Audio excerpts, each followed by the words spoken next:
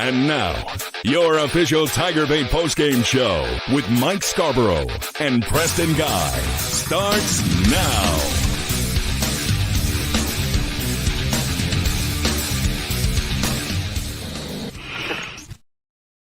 All right, everybody, welcome in. We got a big show to discuss this one. I'll tell you what, for most of this LSU-South Carolina game, I thought we were going to have a post-game show talking about a loss, and I was ready to absolutely hammer this LSU football team. And but like I said during the week, I thought it was going to be an ugly win. It was an ugly win, but you got to take these. I think they can turn this into a big positive. There were some positive, obviously still some negatives. Defense comes up big in the end. Certainly South Carolina with a backup quarterback had something to do with it. But some really good performances from some individuals. Aaron Anderson, Garrett Nussmeier with a big day, although some throws that I know he wished he'd have back. And certainly the true freshman, Caden Durham, who absolutely reminds me of a freshman, Justin Vincent. And I think we're still, after what you saw from him today, I think there's still some griping to be done about the running back rotation at LSU. He's not going to put the ball on the ground. So when you're on the goal line in the red zone and you have a drive that ends up not getting you any points because Josh Williams is in the football game or anybody else running straight up the center of the line where you've been struggling. Of course, Josh Williams got it done at the end, but still, they've got some work to do there. But we're going to discuss all that and a lot more. Preston, give us your thoughts. Yeah, so look, guys, I think I want to start today with the positives because there are some things to like today. I have a sneaky feeling as we get to these comments, there's going to be a lot of negatives and a lot of time to discuss the negatives today. For number one, LSU's had no semblance of a running game whatsoever until today. Caden Durham on 3 carries last week against Nicholls State. He only had 4. On 3 of them, he missed the hole. He missed his lane. Today, he sat, he learned, and he was your best runner. He was the only runner that LSU has shown that will get back up after taking a hit. Every run, every other runner on the team, it just seems like they have no balance. As soon as someone pops them a little bit, that's it, straight to the ground. Durham is giving you that fight you want. I think that's one of the big surprises of the day. And of course, on such a good day, he only gets 98. I'm sorry, he only gets 11 carries out of 32 for the team. I think you got to do better. Brad DeVee with a super chat. Mike, you were right all summer. LSU does not have the Jims and Joes. Do you still think this team is 8-4 at best? I tell you what, when they were down 3 scores in this one, I was hearkening back to who was it? ESPN that had LSU with a floor of 5 and 7. Had they lost this one today, I would absolutely be at 7 and 5 or 6 and 6. But I am at 8-4 still. I'm still at 8-4. Yeah. I think you have to make the clutch plays. And that's the good thing today is you missed a boatload of clutch plays when you needed them. But you took your second opportunities and you got a second chance and you made those clutch plays. I think LSU is going to need a lot more clutch plays and going to have to convert at a higher rate on these clutch plays than what we saw today if they're going to come anything close to a 9-3 or even 8-4 season. It's just, you look at this team and at times you're like, what are they doing good? I mean, in the first quarter, LSU got outgained 135-7 in the first quarter. There are times where there's things to really like with the defense. But I think that's the way it's going to be all year long. You're going to take the good with the bad. But I see we've got a South Carolina fan in the chat who's saying that the refs took it. First of all, give a lot of credit to South Carolina. They had an excellent atmosphere, great crowd. They definitely affected the game. and it was everything that I thought it would be. I was on with Chris Clark and those guys at Gamecock Central on Thursday, and I've been saying it since Monday that this game was a pick 'em, and it proved to be. This game could have absolutely went either way. You could actually see the storyline building when LSU was going to score to take the go-ahead lead that eventually won the game. That it could be a carbon copy of the opener where you have too much time left on the clock, a soft defense, keeping everything in front of them, gets them in a chance to either put it in overtime or win it on a big play.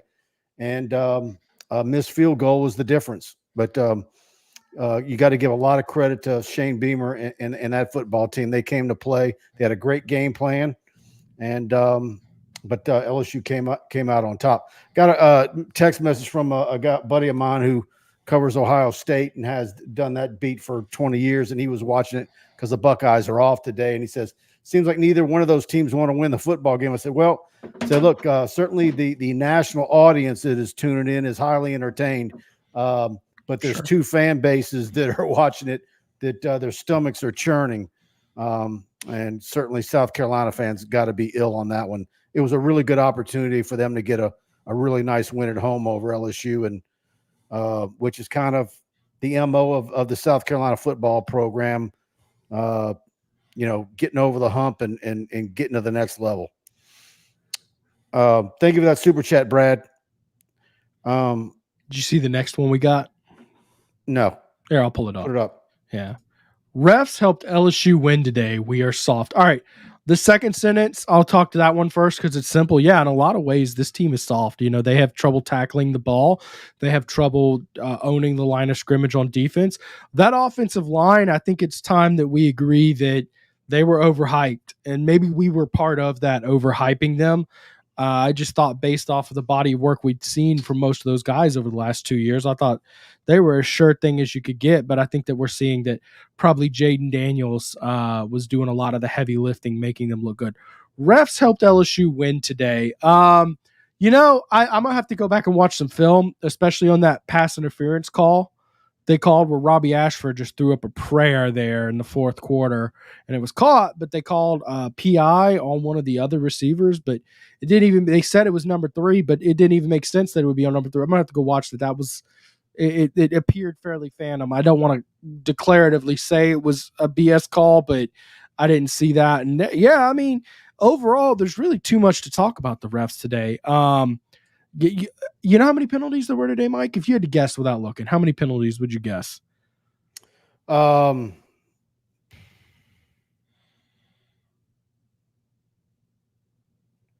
Whatever you're thinking. Higher. 9.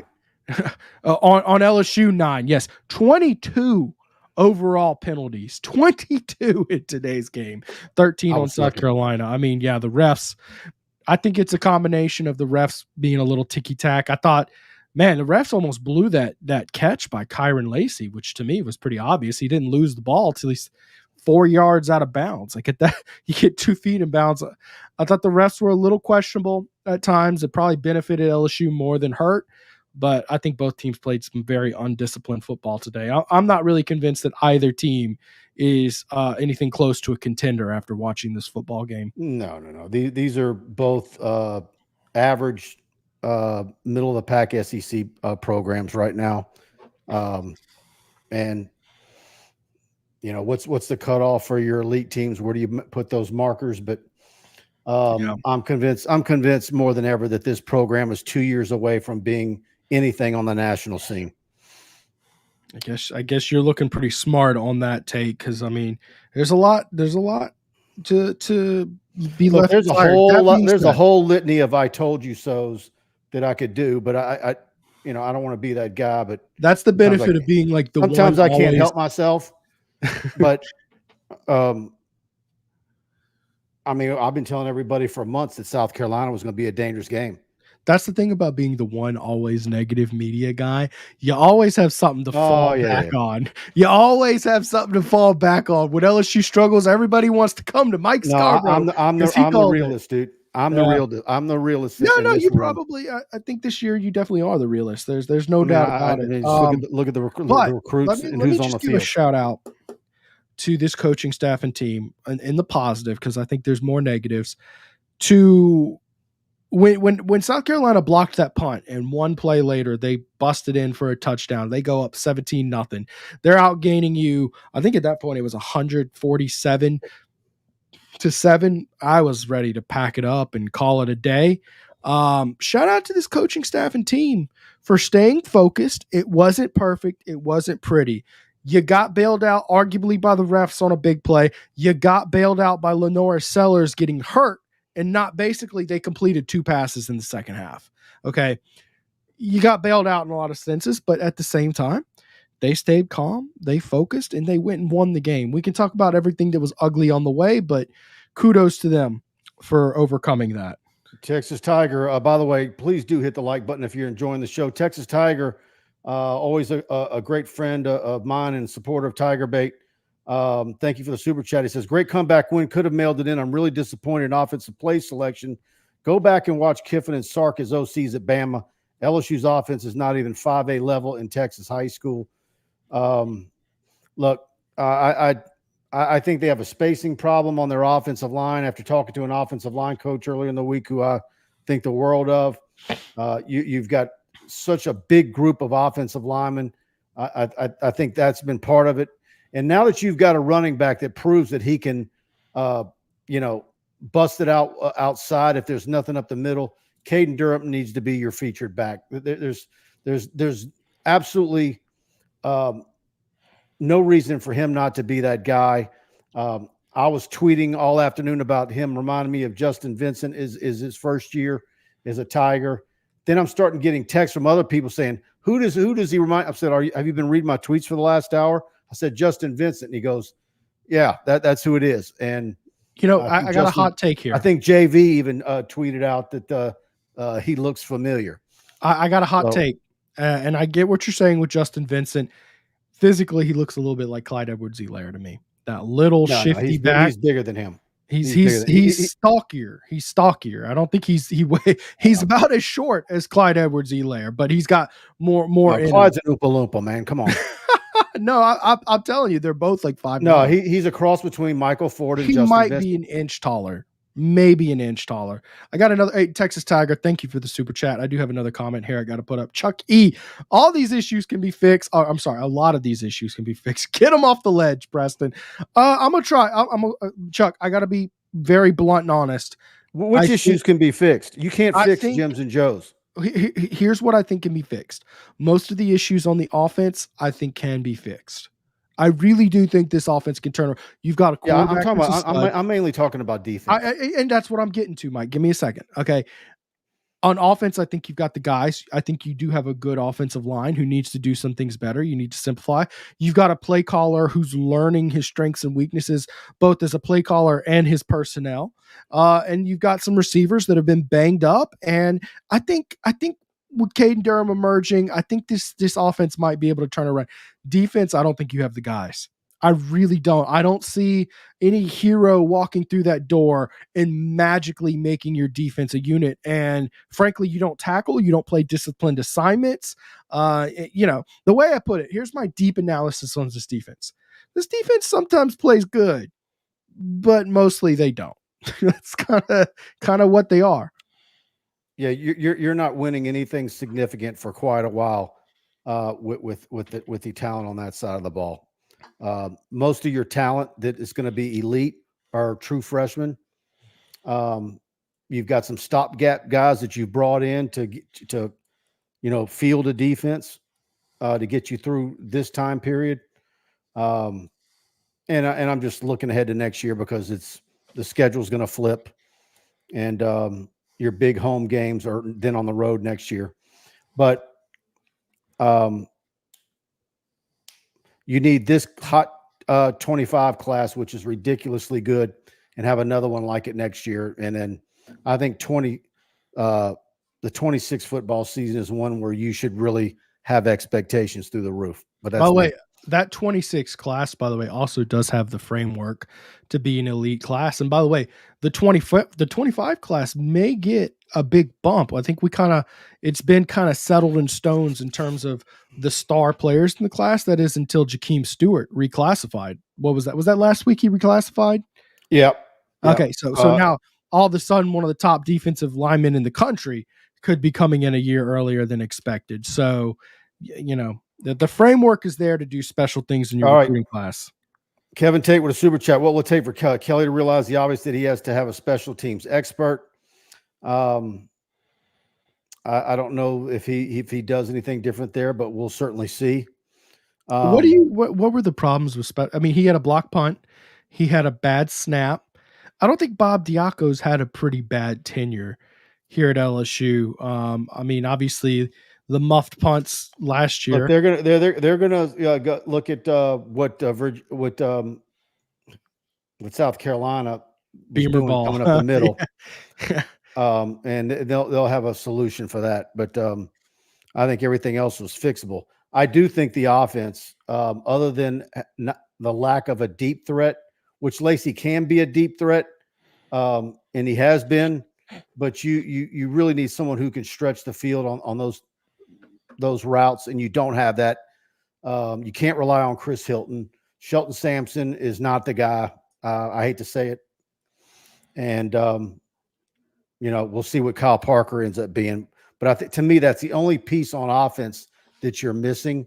So when there's issues on the offense with the run game, especially after seeing Durham today, I think they can fix things schematically. And I do think today, regardless of what you think of South Carolina in the gut-wrenching ups and downs of the football game, I do think that that's a type of football game that can give that team some confidence. So the more reps Garrett Nussmeier gets week to week in a game, and especially a game like that, the better. All right. Hal 1740, the first missed tackle by Park was like, okay, here we go. Yeah, the very first play. Keith Parker, I was wrong. You were right, Mike, but I believe Kelly has cost us approximately 4 years because of his coaching and recruiting hires. I'm always thinking about Brian Kelly, and it's some time frame in the future that he'll look back on his early time period and say, boy, we really had a comedy of errors when we first got there recruiting on the defensive side of the ball. A combination of errors, bad luck. We've documented it backwards and forwards. And I do believe that, Keith, you're right, that has set the program back on the timetable of, getting it to be where you're discussing LSU in the same breaths as Georgia and everybody else. And worth noting about Kelly's strategy, equipping this team with talent. He's not taking the quick lane, which, by the way, I see the super chat from Kenny Haines there. We'll get him up in just a second. He is committed to the rebuild through recruiting. Now, when he got here, LSU had no players to play football, so they went and got the portal and really beefed it up. Brian Kelly is not going to go to the portal unless he absolutely has to. He's going to try to get, replace the guys he's losing with the portal. That's his strategy. So when we talk about this rebuild he's doing, which, I mean, essentially in a lot of ways, LSU is having to rebuild and replenish with a lot of talent and players. He's not wanting to take the quick path. He's not wanting to go to the portal, bid on some guys and bring them in here. He wants to get freshmen, the old school way of doing this, and develop them from freshmen and see if he can keep them around long enough. I'll also say that one area where look, we'll see how it goes. I think the jury is still out on Deshaun Womack, but I will say this: when it comes to defensive linemen, tackles, edge rushers, I want to see him come from the south of the Mason-Dixon line. 5 stars from the East Coast, 5 stars from north of Alabama. I mean, once you get into Tennessee, you're not where you need to be.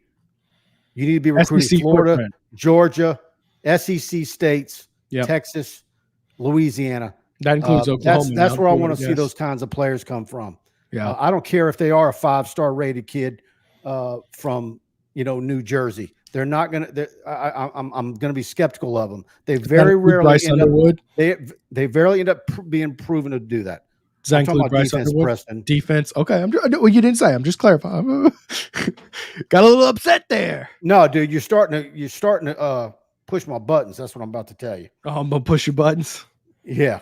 Yeah, because I just said it was. I'm talking defense, tackles, All right. and edge rushers. No, I get it. I get where you're coming from.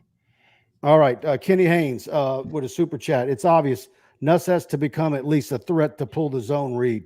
Exactly. I like what I saw when he ran last week when he's got open field. But then if you look today, it's like I need to go back and watch the tape. Was there any opportunities for him to pull it down because he had a wide open, 15 yards of daylight in front of him to go run and slide? I didn't see it. I didn't see it either. South Carolina's defense is very good. And I'll say this, regardless of what way you do it, you got to figure out a way to get 2 yards when you need it. I would argue of LSU's problems, that might be the biggest problem, is this offense cannot get 2 yards when it needs it.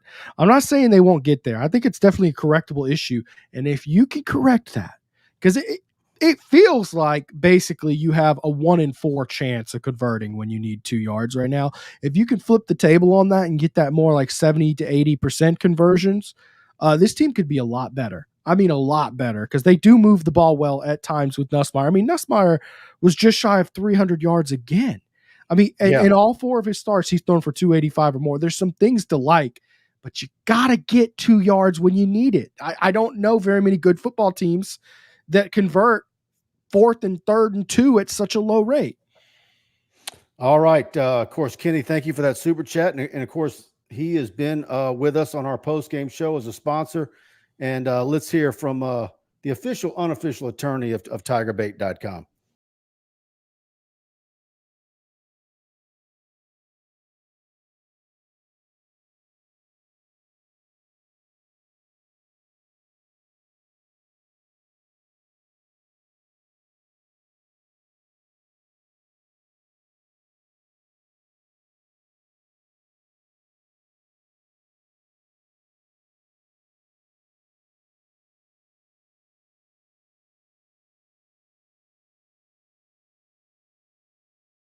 All right, best attorney in North Louisiana. If you need anything legally, definitely give Kenny a call. Anywhere in North Louisiana, he is your guy.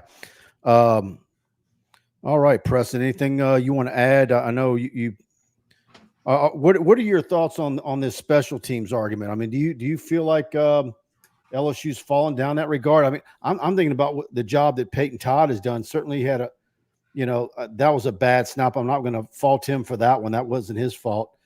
A punt block, but overall, I think his punts. He's punted well so far this season. I mean, he has not really shanked one. I don't know. And the return game has gotten significantly better with Xavion. I think special teams has been pretty good. I think overall special teams is doing fine. Yes, there were some mishaps today, but I don't think it's this colossal issue like what it was early on in Brian Kelly's tenure, like the first year. That was a debacle, but you've got a dynamic returner. For the most part, you're secure. You average 40 yards a punt. You don't have anything special at punter, but he's doing his job, and Ramos is doing his job. You can rely on him when you need him. I don't think special teams is even in the top 5 issues of this team. I really don't. And that's collectively special teams. I think there's much bigger. I think the one I just talked about, not being able to get 2 yards, that's a huge issue. Not being able to run the ball, that's a huge issue. Your defense missing all these assignments and giving up just huge gashing run plays. You got to straighten that out, man. You gave up a 75-yard run today on missed assignments. You gave up a 66-yard today. You gave up a 60-something yard against some kid named Guggenheim for Nicholls State the week before. You got to iron out these issues. One thing I want to throw out today, didn't this have an early Les Miles feel to it? Like early Les Miles era where like the team looks really sloppy and between. There's been a lot of Les Miles flashbacks the last few weeks. Yeah, it's felt very Les Milesy, but remember early in the Les Miles tenure, he would win those games. They called him the cardiac cats, and your heart rate was probably sitting at 120 for half a ball game. I'm sure we're going to look up years from now and see the life expectancy of LSU. Well, Louisiana folks drop because look, of this. I'm gonna apologize to Preston because I am a little irritable. But these type of games, even doing our job, puts you on edge, and then we're trying to get our workout, and then on top of that, allergies start messing up. You pop a Zyrtec with a decongestant in it, that wires you up. So yeah, I think there's a whole, and then my phone's been blowing up all afternoon with upset folks. But yeah, these. But I warned LSU fans this week on our show. I think there's gonna be a lot more games like this. This is gonna be the lone.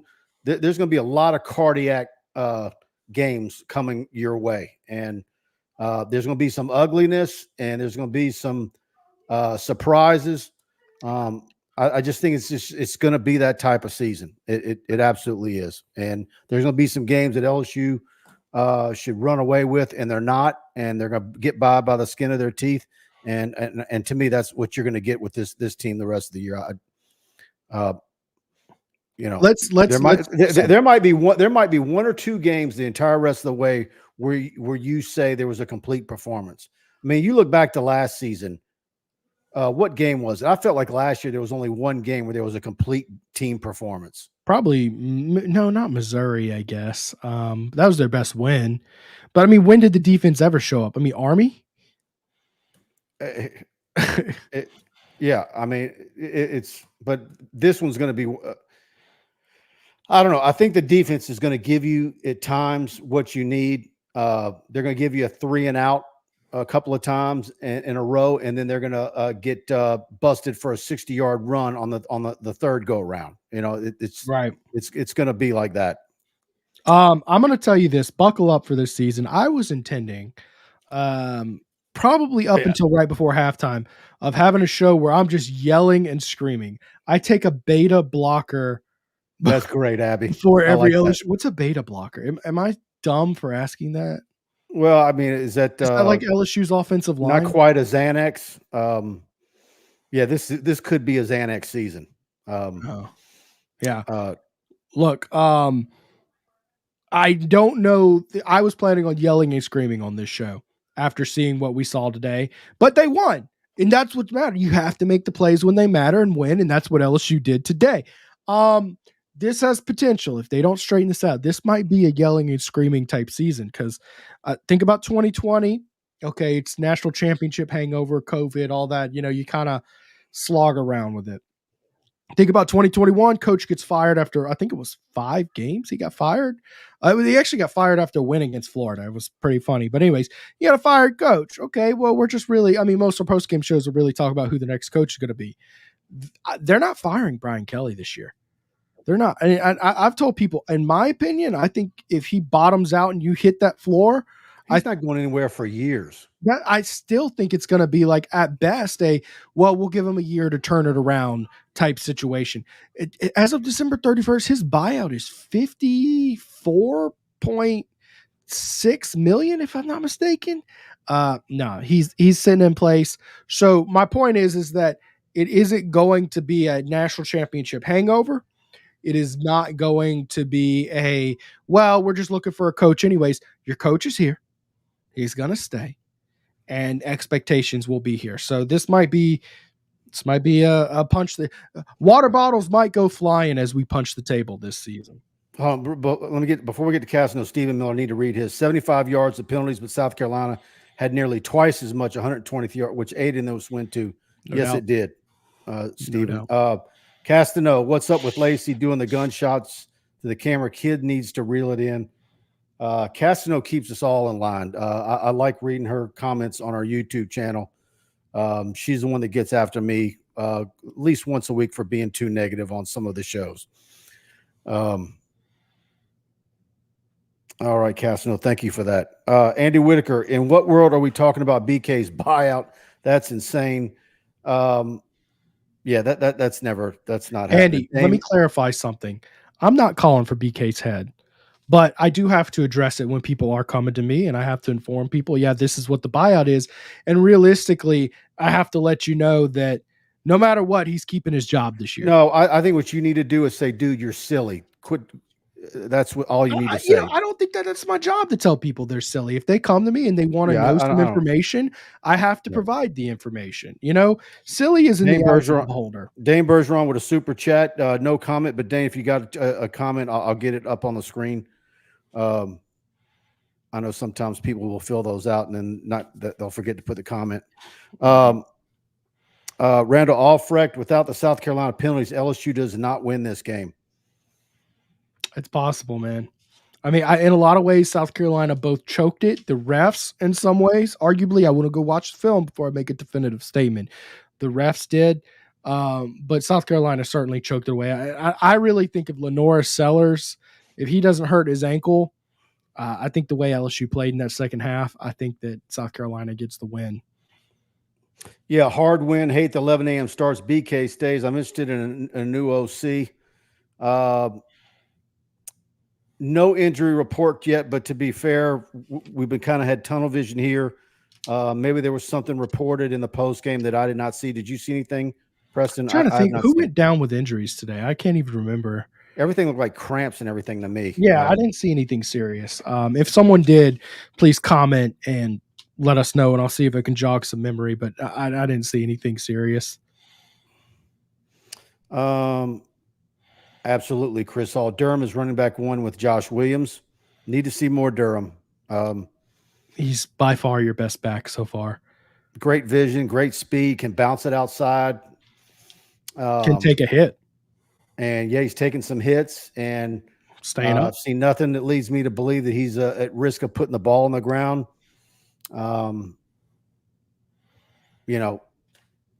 But what is he not well versed on right now? What are they seeing in practice? Is he a long way away as a every down back that can pass block as well as Josh Williams?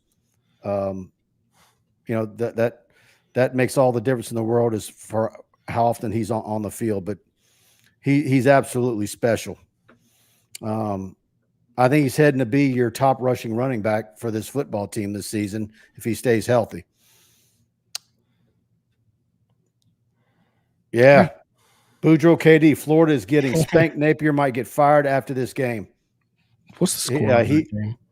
Man, when you see Spurrier saying the things that he's been saying publicly, I don't know how much longer Napier is going to go. And like we thought in the preseason, and there's still the running bet of who gets the boot first. Right. Napier or our guy Arkansas coach. Arkansas was trailing 10-0 to UAB, I saw. So I don't know. I feel for him, man. He had Oklahoma State and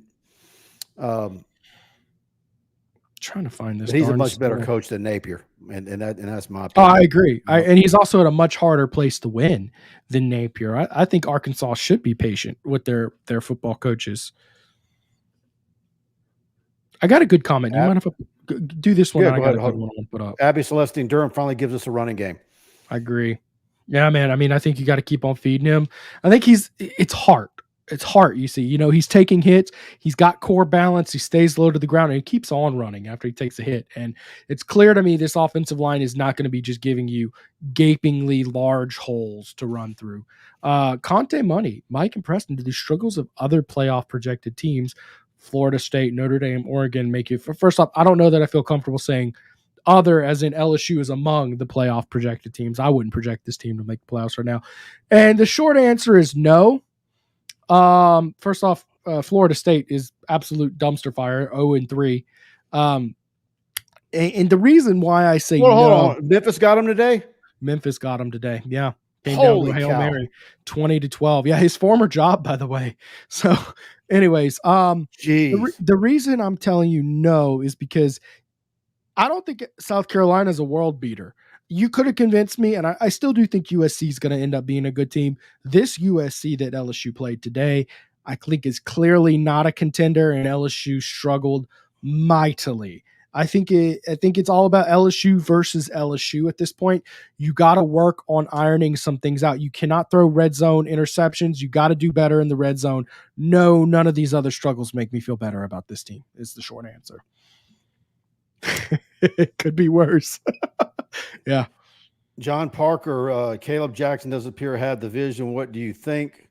Um, I think that's a question, a real one. Just like, maybe would he be more effective 10 pounds lighter? But Durham is your guy. I think it's a combination of running vision. He's a little too heavy, but his core balance. Is it just me, or I mean, there was a goal line run today where he just barely got bumped by an offensive lineman, and he just sat straight down. If you're a 235 back with high top end speed, be a powerful back. I think you have to question his core balance at a certain point, because for such a big bulldozing back, he's going to the ground way too easy. Maybe you can argue you expect that for a smaller back like Josh Williams, but then we see an even smaller back, Caden Durham, out there who's fighting for his life to stay up and going straight forward. I'm hitting the ban button on some people. Will Walling just bit the dust. You guys let me know if there's anybody else that's causing trouble. I don't mind South Carolina fans coming in here and mixing it up with us a little bit if they really want to talk football, because I do think South Carolina came ready to play, and what a great atmosphere they had in Williams-Brice this morning. Boy, I saw that, and I think people who think the NFL has a better game day environment than college are absolutely insane.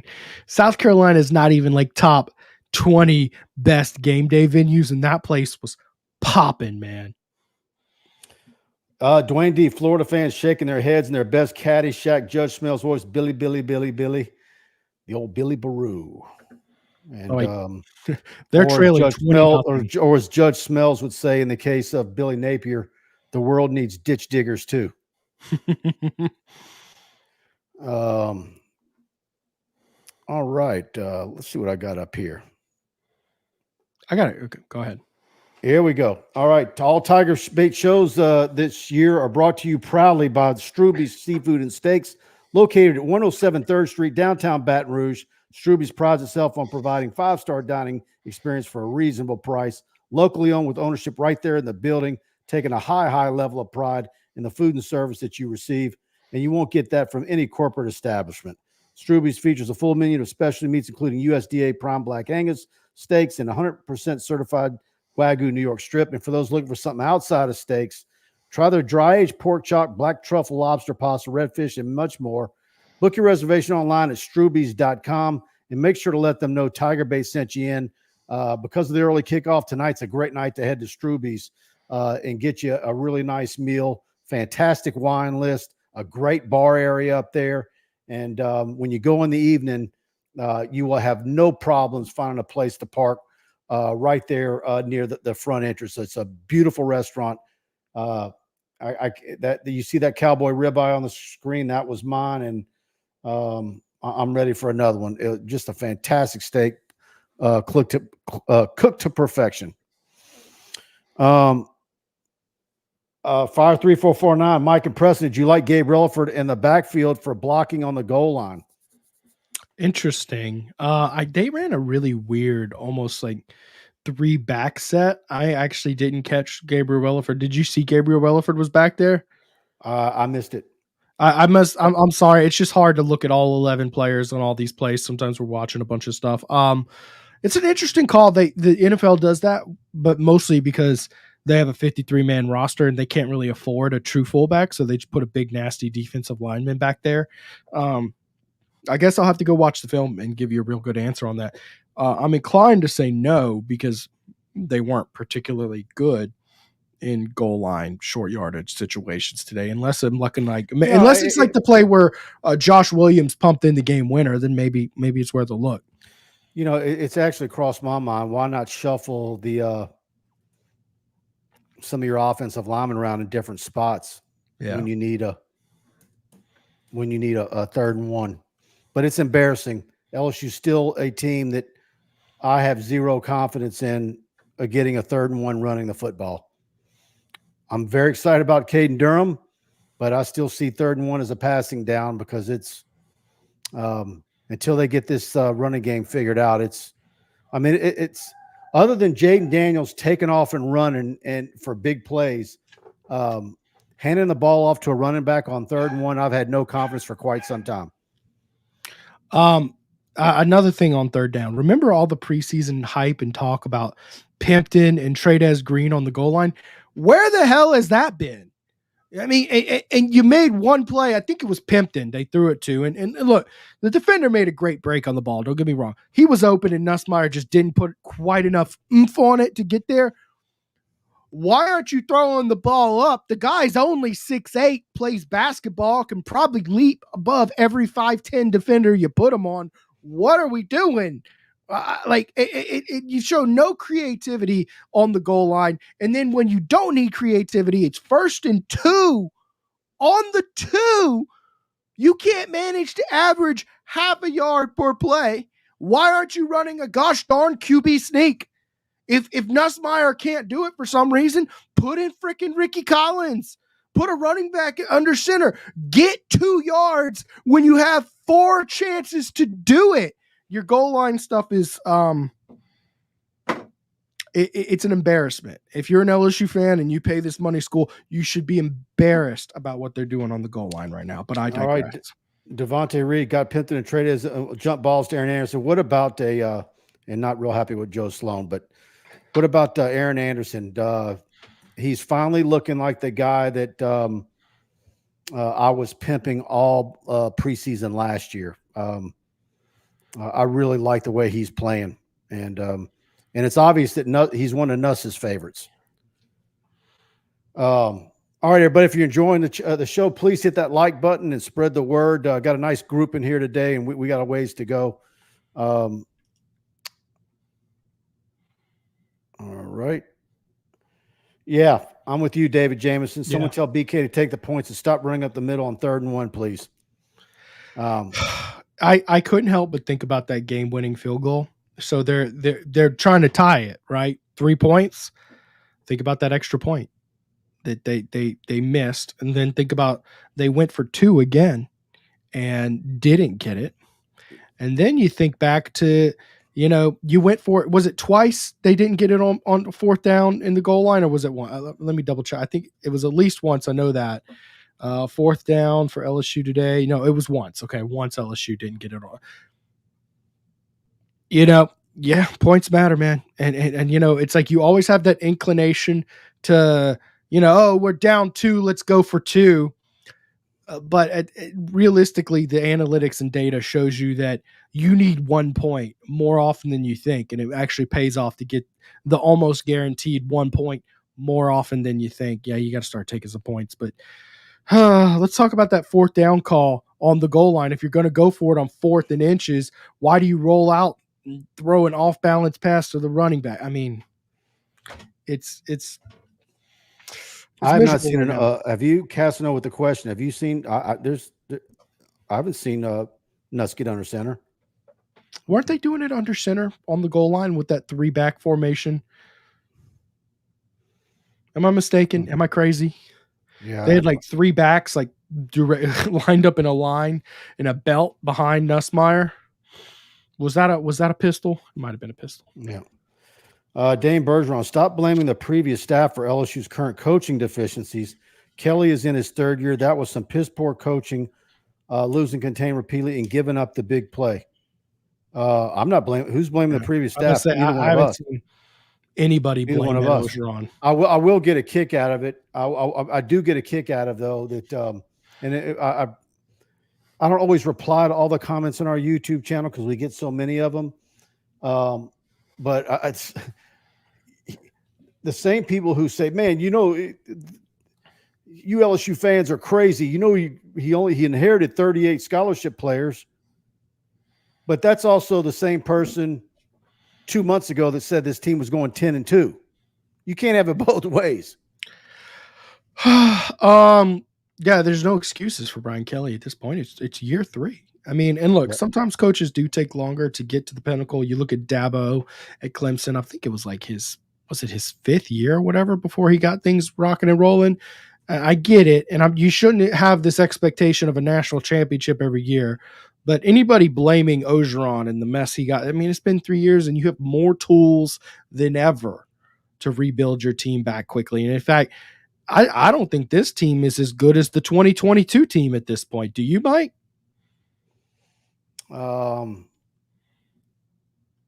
The defense is comparable. Similar. They're similar, Probably a little bit worse. Offensive line is definitely better than in 2022. They weren't good yet. They were all babies. But you had Jaden Daniels. You have a much more favorable schedule this year. You do have a much more favorable schedule, but if I look, they're pretty close, but I would take the 2022 team over this team at this point. Maybe there will be time to improve. And I also do think that this team has more potential than that 2022 team had. Brad V, will Kelly start to defer every time? I don't think it's a one-off. I think he'll mix it up, but I think you will see him defer more often. And he's done that before. He'll say, well, it's a gut feeling, and he'll take the ball for a while, and then he'll go the opposite way for the back half of the season, or vice versa. He's never really been really consistent with that. And I think it's also him probably taking some of the heat because his coordinators are probably saying, and it's based on who the opponent is and the venue and so forth, and just how they feel about, let's, maybe you want to go downfield and set the tone and see if you can get a quick score right off the bat. But maybe if you're thinking your offense is still finding their way, that you want to defer. I think it's personally overblown, the whole deferring versus not. A lot of people focus on that way too much because ultimately what really matters is going out there and playing good football. But there are people who do like they like to steal drives is what they like to do, which is a smart way to win football games, no doubt about it. But they want to do it like, okay, you go and score before half, and then you get the ball back after halftime, and then you create an extra couple drives. But I mean, to me, it offsets because, well, they got the ball to open the game, so they got an extra drive right there. So I don't have the player participation in front of me. Did you see Jawan Johnson get in the game at all today? They put him on camera.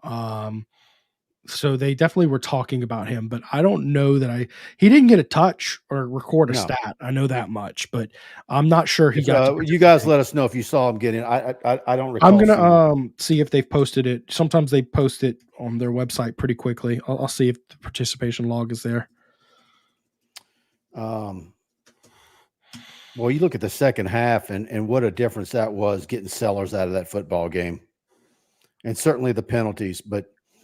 20-9 points, LSU. Man, I know most people at halftime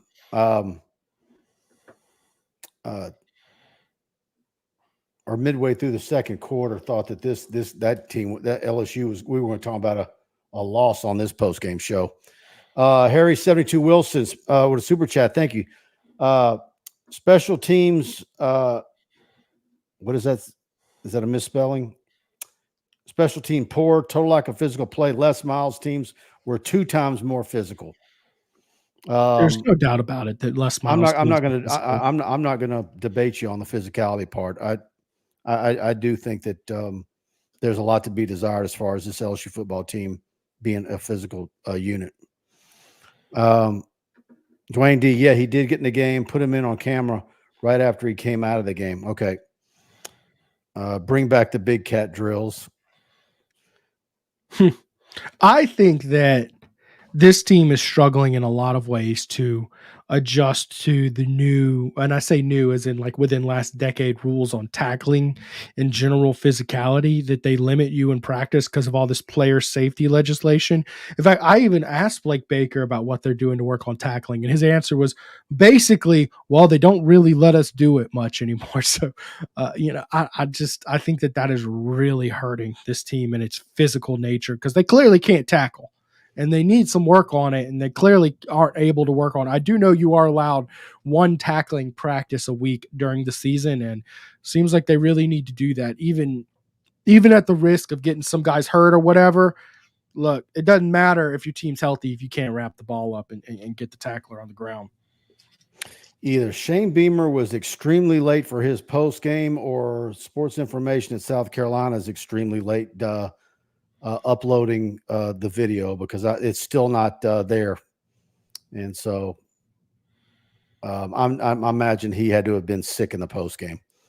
As soon as we get that, I'll have that up on our. I always like to have the opposing coaches on our channel. BK's obviously been up for quite some time, and so we've got all that for you on TigerBait. Chuck Burkett, just want to drop in and say congrats, Chuck. Good luck to your team, man. Y'all, that was a heck of an effort. Put the fear of death in LSU today. Great crowd, great venue, beautiful weather, and LSU was lucky to get out of there. Crowd gave it their all, man. If you were part of those 80,000 people who were there today, you should hang your head with pride because, that made it a tough place to play. In fact, they even showed a segment where Nussmeier was having trouble hearing anything at all with his earpieces blocking out his helmet. It was a rambunctious environment. There's no doubt about it. No, it was really good. The South Carolina fans, we know how good they are.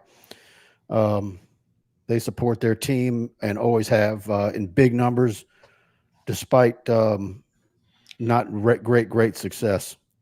Do you think LSU comes away with the win today if Lenore Sellers is healthy for the second half? That's a good question. I don't think you want to answer that question is what it comes down to. Yeah. I mean, look, they had a great game plan. They are well coached. I don't know where the fan base there, how they view Beamer. But they gave the fear, they put the fear in LSU today, and for them to go to Lexington and beat a Stroubes team the way they did last week, and that defense they've got, get Sellers healthy. They're a very good football team. By the way, as soon as I asked that question, the comments, no way, absolutely not, no way, nope. I think the comment section is willing to say what I'm thinking. By the way, shout out to Tulane. They just got a pick 6 and they've cut the lead in Norman 19-24. Yeah, no cojones, Kelly. I'll answer that question. Hell no, LSU doesn't win. By the way, did you notice he changed his name in profile picture?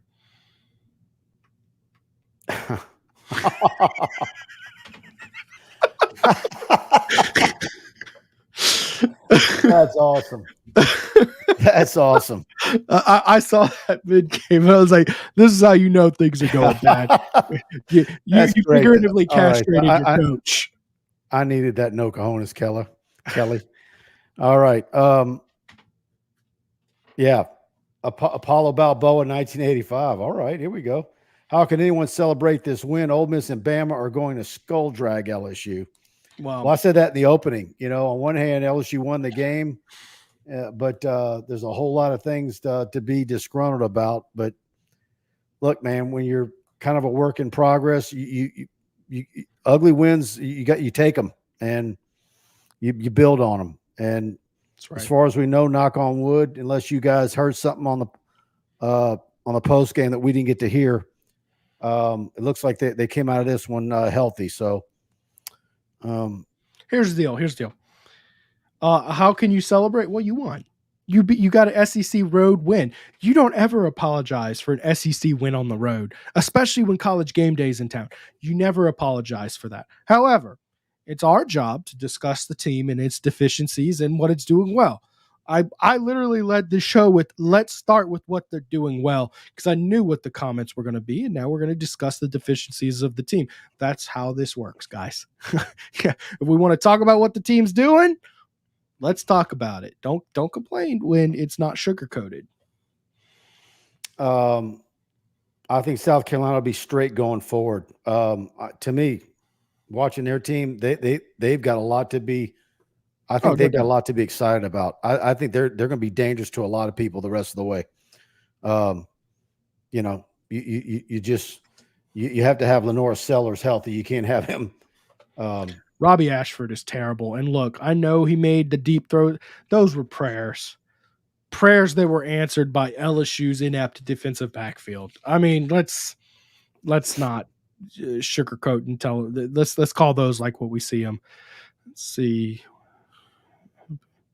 Boy, South Carolina does have some brutal teams coming up. I'm trying to figure, like, they look like an 8 or 9 win team to me, like pretty good team, but you got Ole Miss, Alabama, Oklahoma. Who do they have at home? And of those teams, you got Ole Miss at home, at Alabama, at Oklahoma. Then you got Texas A&M at home, at Vandy, Mizzou, who doesn't look so great this year. You might beat Mizzou, and I wouldn't say that before the Look, season. I think you rattled off 4 wins that I just heard. Four wins? I think they're beating A&M. You said they got A&M at home? At Clemson? Do you think they beat at Clemson? I could see that. They can beat Clemson. Wofford. So Wofford, Missouri, Vandy, Clemson. There's 4. A&M, I think that's a win. 5. Yeah, A&M is at home. And then you got Akron, 6. And then you get Ole Miss, Alabama, OU. I think you get 6, but then of those 3, I think that's where. And then maybe what happens if you upset one of those 3 you just rattled off? Ole Miss, Oklahoma, and Alabama. Right. Then you go 9-3 is what you go. So that, to me, that's a great year. Is doable. It's doable, but they do have to execute at those games. Yeah, because right now I don't have LSU going 9-3. I think LSU could go 9-3, but they're going to have to either not drop one of the games they should win, although should win is now subjective, or pull an upset against Ole Miss or Alabama at home. LSU residents, why hasn't Kelly got the defense right by now? Why can't he hire the right coordinator? I think he's got the right coordinator. I think the world of those new staffers on that side of the ball.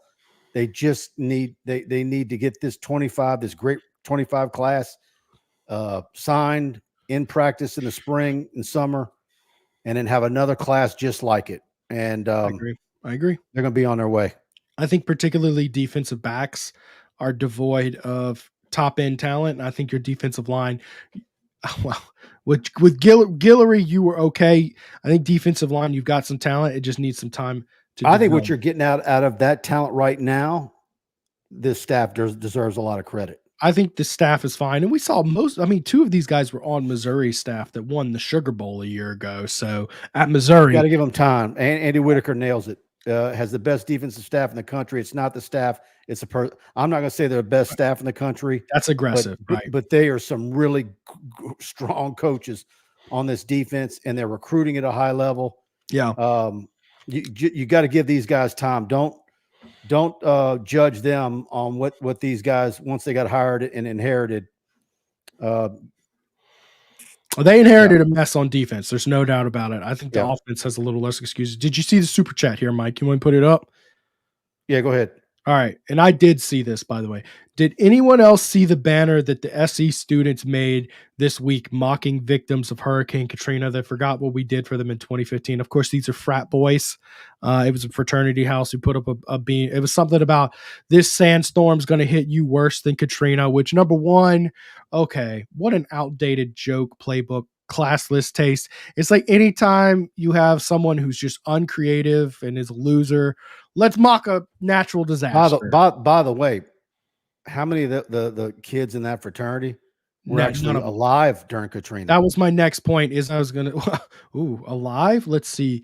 How many years ago was that? 2005, 18 years ago. Is that right? No, 19 years ago. So I mean, the sophomores and up were alive. How many remember? Yeah, zero. None of them. But here's the deal. Here's the deal, Bryce Boudreaux. None of the students who did it even remember 2015. These kids were all 8 and 9 years old during that season. I know that makes us grown men feel old, but none of them remember the flooding in South Carolina in 2015 and how they relocated the game to LSU and had these warm, fuzzy feels. The press box had labels out there. Welcome to Williams-Brice Stadium, hosted in Tiger City. None of them remember that game. So it's not the South Carolina fans. It's one idiot frat house. All right. I got something I need to get to. And here we go. Got a brand new attitude, like bing, bang, boom on a pink balloon. Like I just do what I want to do. Like, ooh, brand new.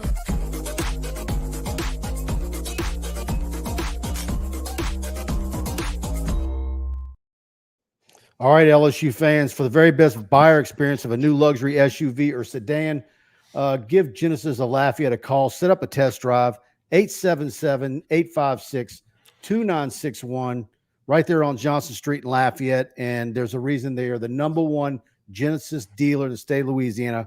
It's true. They sell more Genesis than any other dealer in the state. And tell them TigerBait sent you.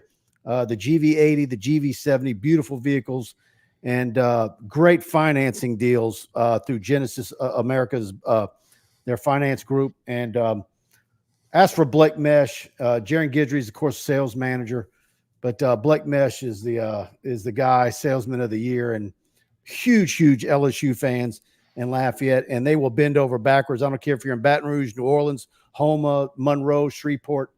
If you're looking for a new vehicle, give Genesis a Lafayette a call.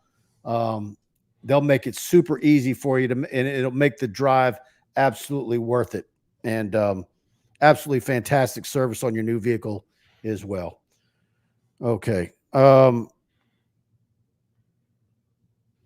You may find that super chat again. You see any other comments you need to get up there?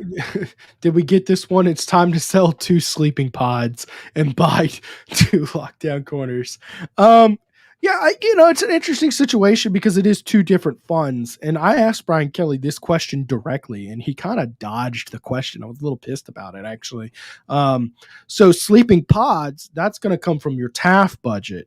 And 2 lockdown corners, that's going to come from your NIL collective budget. So I asked Brian Kelly, fans are going to have to make the decision to donate to one of those. Which one's going to help you more? And his answer was more or less, well, I'd like to see that kind of combined into one thing anyways. I think that's the future of it. We'll see. And I'm like, well, until you get there, can you give fans a straight answer? Like, should they be donating to one or the other? I do know that they merged them in your, you're going to get, what is it? The TAF points if you donate to the collective, which is a big step in the right direction. But Kenny, this comment is directed to the people watching this show. If you think LSU needs to get rid of 2 sleeping pods and buy 2 lockdown corners, pull your donation from TAF and send it to the collective. I'm going to draw the line if we have another tour in a couple of years because there's new additions to the facility or a remodel. And there's actually a mani-pedi salon in there because I'm worried that might be next. There are some people saying they're a little too soft in the facilities. If that happens, I'll go full Gilbo on LSU.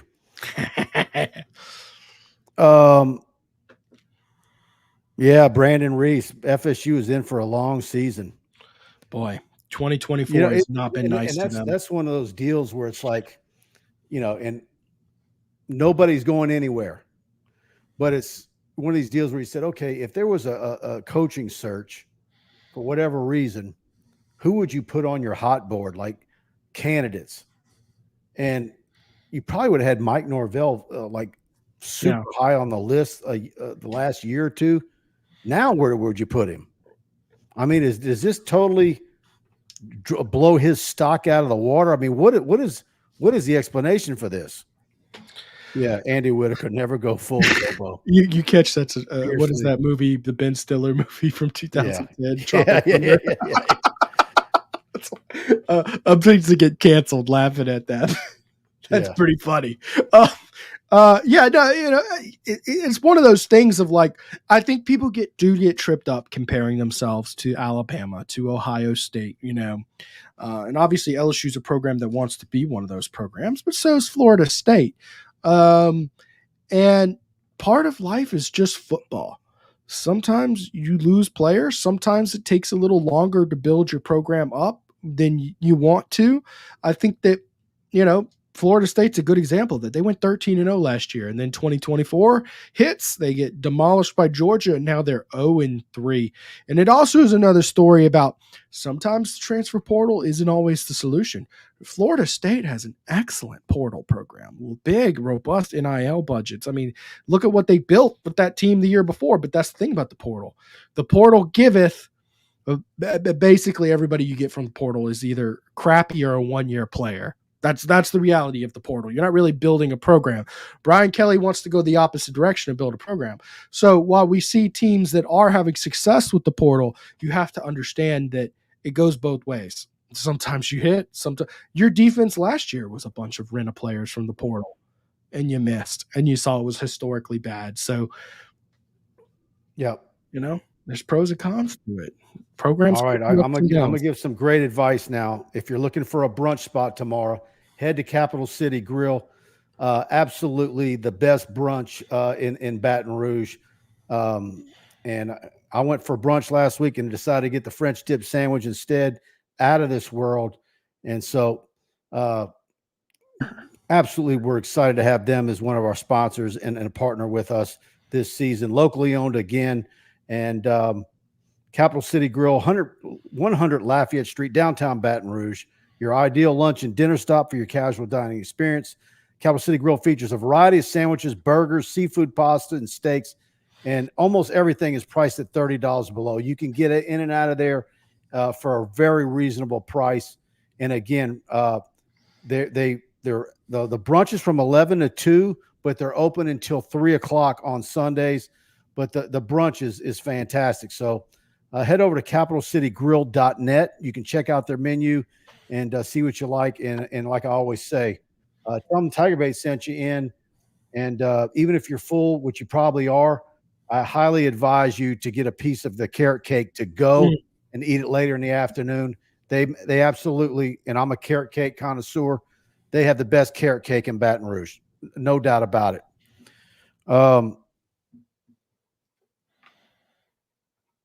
Bryce Underwood just called Harold Perkins in the LSU locker room, and that's a good sign. Look, this 25 class is very, very close. I don't think there's anything to worry about the upper kids in that class. They all see a big opportunity and where things are heading.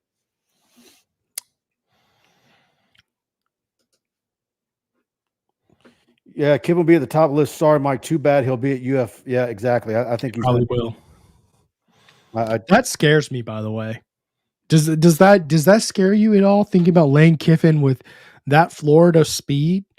I don't know, man. I mean, the problem is where has that Florida speed been now? Well, you got to recruit it, Mike. I mean, by the way, how many years do you have to go back to Percy Harvin? Well, Percy Harvin was 2009. But the state has speed. Here's the Mike. The state has never stopped producing speed. It's just those players aren't going to Florida. You got to get them. When I said Florida speed, I didn't say Florida Gator speed. Florida Sunshine. No one has looked at Florida on the schedule in over a decade and was worried about Florida team speed. That's been their problem. They aren't keeping those guys home.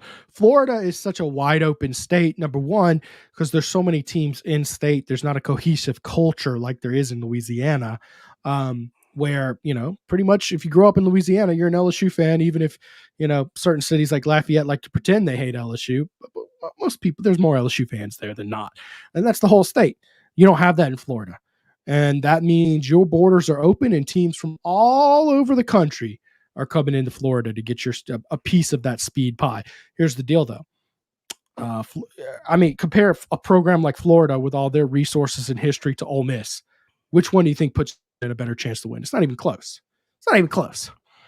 Jeremy Franks, Mike, do you think Bryce Hunter will be behind Nuss, or do you think he'll take the starting next year? He'll be behind Nussmeier, and but it's going to be very interesting to see how this all plays out. What LSU's quarterback room looks like in the spring. And do you think Nussmeier's here next year? I think he's gone. And look, I understand he did not play his best football today. I've seen some draft picks where they have him as a first rounder. I don't think he's quite that good yet. I would not have him there yet. To me, he's coming back. I'm not saying that, but I do think he could be a top 4 round draft pick. And LSU fans better hope he doesn't go out after this year. I'll say this: as good as you think Bryce Underwood is, and there's no guarantees in anything, you do not want the Trevor Lawrence true freshman quarterback deal. Oh, those are super rare and very rarely successful. You want Underwood to be behind Nuss in year one. You don't want that to. But it's gonna be interesting to see what Ricky. That would be ideal. I'm with you on that. And Colin Hurley, who's who sticks around and how's that going to play out? It's going to be very interesting.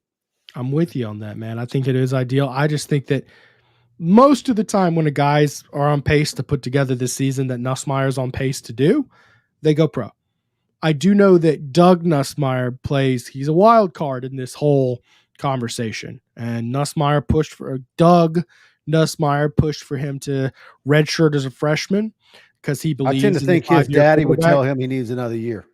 His dad's a big fan of the Peyton Manning philosophy. If you remember, Peyton Manning in 97 could have come out a year early. He decided, 96, he could have come out a year early. He decided to stick around until 97, and he ended up being the first overall pick in the draft. So I think Nussmeier is a big fan of that. I believe Nussmeier might have a connection there, if I'm not mistaken. You think maybe he was like on Tennessee's staff or something like that. But anyways, big fan of the 5-year quarterback, but I'm just telling you, statistically, it's rare for a guy to look up and say, I've got a top 4 round pick waiting for me. I'm going to go for it. All right. Anything you want to add before we get out of here? Yeah, guys, look, we'll be back Monday night. Got Zach Nagy coming with me. We'll be dicing it up. Hopefully I'll get to dig into the film a little bit more, and we'll talk about there'll be plenty of interesting things to talk about. So y'all make sure to hit subscribe to this button, hit the bell button for when we go live. We don't go live too often, so I feel like it's a fair amount. Like, you might get 3 dings a week, and I feel like that's a fair. Other channels, if you hit live when they go live every time, you're probably getting blown up. So I think it's easy to do that. So y'all do that. Subscribe. Mike, you're back Wednesday night with Buddy, right? You did Thursday this week, but you'll be back to Wednesday, right? Yep, and we'll have BK Monday afternoon presser, UCLA next week, and it's either 2:30 or 3:15 kickoff. I'm assuming we'll know tomorrow or Monday morning which it's going to be, but either way, 2:30, 3:15. What's the difference? And we'll have all that for you. And expect another busy week on TigerBait.com. Brian Lazar's postgame about to go up. Shane Beamer's uploading now to this YouTube channel. It should be up within minutes. And so we thank all of you for tuning in, and thank you, Preston. And we got all the postgame product and features up on the front page of TigerBait.com right now. So go check it out. Subscribe for $1. We want to have you as a TigerBait premium subscriber. You're going to get our text alerts for breaking news, our newsletters, and a whole lot more. And I've got a lot of footage. In fact, we're going to have one of our guys out at U-High tonight filming that high school game. So, yeah, U-High's playing a high school game tonight. So we'll be at that one. All right, everybody, thanks for tuning in. Hit that like button, please. Good night.